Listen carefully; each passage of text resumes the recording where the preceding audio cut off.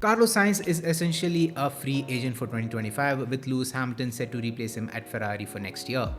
Carlos Sainz is a quality driver, and I would be absolutely devastated to see him not be on the grid for 2025. With him having offers from both Mercedes and Audi, I wish he makes a decision soon enough so that he doesn't get left in the dust as teams try to find a better alternative for him. Sainz is said to be aiming for that Red Bull seat in 2025, with Sergio Perez's contract with the team coming to an end by the 2024 season. But Checo meeting with the team's expectations is making things very difficult for Carlos Sainz to find a seat at Red Bull. I mean, as long as Checo meets with the team's targets, the team would want to continue this dynamic as it has been fairly non-problematic and both the drivers get along really well.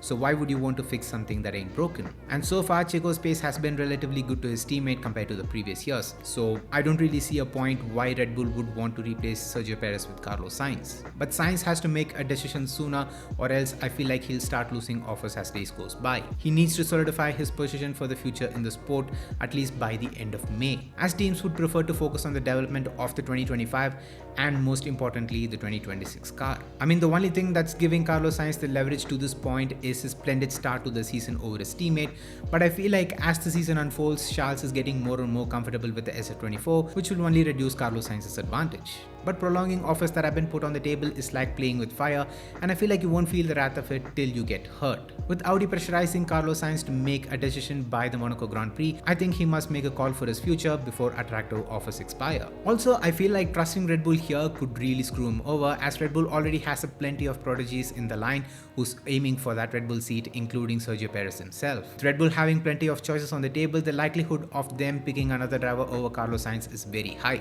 So I feel like he shouldn't bank his trust on Red Bull here. The Sainz-Verstappen driver pairing just doesn't go smoothly, as we've seen it happen in 2015 when they both were teammates at Toro Rosso. With having two dominating father figures, it would become an absolute hell for Red Bull to manage both the drivers in a championship fight, which I'm sure is the last thing that the team would want after the antics of 2018. Mercedes too has plenty of choices to pick and choose from, and internally too, a lot of quality drivers would still be open to drive for the team despite their rocky performance in 2024. Audi still seems like the best bet for him if he prefers to have a team built around him and for him to have a secure career in Formula 1. I'm surprised that he still has the right to prolong negotiations, as I feel like as days turns into months of conversations, teams would start to look elsewhere to find a better alternative. So before such a thing happens, I think it's important for Carlos Sainz to pick and choose his path for the future for him to have a strong career in Formula 1. So yes guys, these are my thoughts and opinion on Carlos Sainz and his future in Formula 1.